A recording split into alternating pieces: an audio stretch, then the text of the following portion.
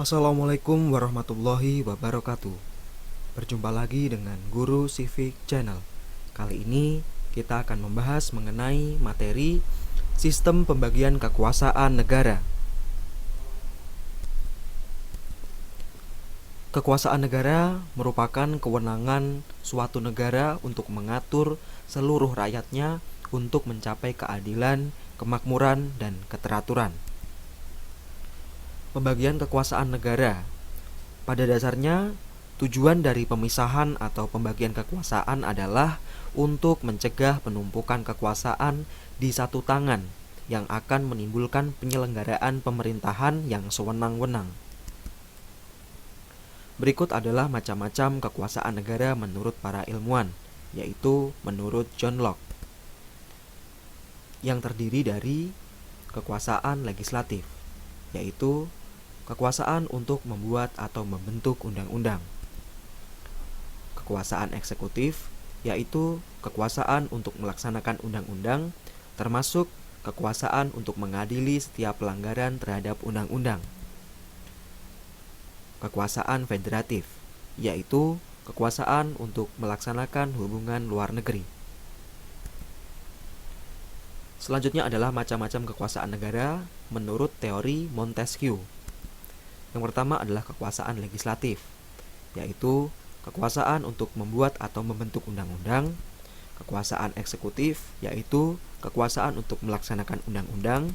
Dan kekuasaan yudikatif, yaitu kekuasaan untuk mempertahankan undang-undang, termasuk kekuasaan untuk mengadili setiap pelanggaran terhadap undang-undang.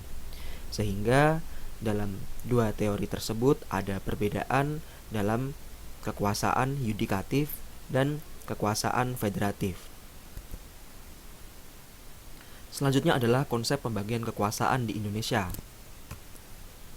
Menurut Undang-Undang Dasar Negara Republik Indonesia tahun 1945, penerapan pembagian kekuasaan di Indonesia terdiri atas dua bagian, yaitu pembagian secara horizontal dan pembagian kekuasaan secara vertikal. Kita bisa lihat gambar ini. Horizontal ilustrasinya adalah seperti ini atau menyamping, dan vertikal ilustrasinya atas ke bawah. Berikut adalah pembagian kekuasaan secara horizontal. Yang pertama adalah kekuasaan konstitutif yang dilaksanakan oleh MPR, Majelis Permusyawaratan Rakyat. Tugasnya adalah mengubah dan menetapkan undang-undang dasar. Yang kedua adalah kekuasaan legislatif yang dilaksanakan oleh DPR atau Dewan Perwakilan Rakyat. Tugasnya adalah membentuk undang-undang. Yang ketiga adalah kekuasaan eksekutif yang dilaksanakan oleh presiden, wakil presiden, dan para menteri.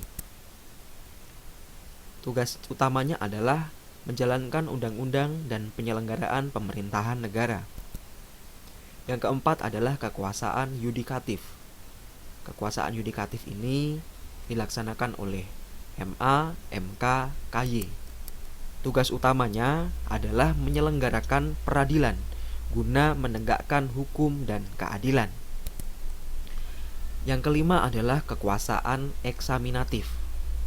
Kekuasaan ini dilaksanakan oleh BPK, Badan Pemeriksa Keuangan. Tugas utamanya adalah penyelenggaraan pemeriksaan atas pengelolaan dan tanggung jawab tentang keuangan negara. Dan yang terakhir adalah kekuasaan moneter.